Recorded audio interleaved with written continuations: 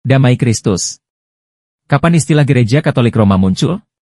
Gereja Katolik adalah gereja yang sejatinya merupakan suatu persekutuan penuh dengan tahta suci di Vatikan yang terdiri dari 24 gereja partikular sui iuris, yaitu gereja Latin dan 23 gereja Katolik Timur. Namun sekarang gereja Katolik sering dikenal dengan Gereja Katolik Roma saja. Kapan istilah ini muncul? Di sini kita akan membahasnya.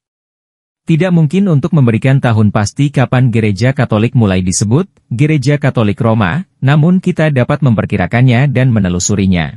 Istilah ini berasal dari sebuah penghinaan yang dibuat oleh umat Anglikan yang ingin menyebut diri mereka sebagai Katolik. Oleh karena itu, mereka menciptakan istilah Katolik Roma untuk membedakan mereka yang bersatu dengan gereja yang satu, kudus, Katolik, dan Apostolik yang berpusat di Roma, dari diri mereka sendiri. Untuk apa?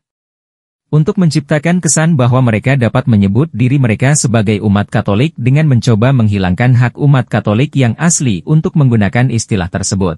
Jadi ceritanya umat Anglikan bentukan Raja Henry ke-8 pengen juga disebut Katolik. Hihihihi. Varian yang berbeda dari penghinaan dengan kata Romawi muncul pada waktu yang berbeda pula.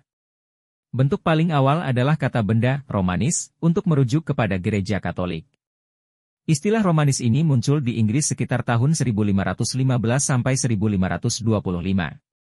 Lalu selanjutnya berkembang kata sifat, Romish, yang berarti mirip dengan segala sesuatu yang dilakukan atau diyakini dalam gereja Katolik. Istilah Romish ini muncul sekitar tahun 1525 sampai 1535.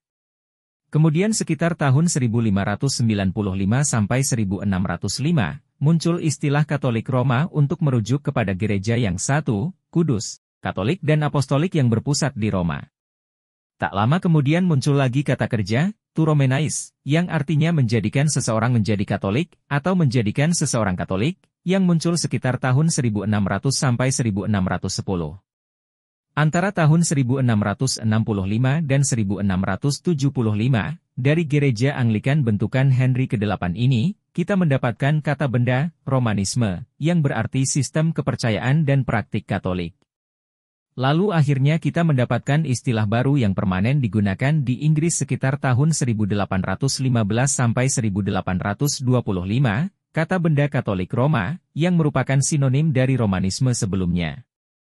Penghinaan serupa juga muncul terhadap kata paus. Sekitar tahun 1515 sampai 1525, kaum Anglikan menciptakan istilah papist, dan kemudian kata turunannya menjadi papism.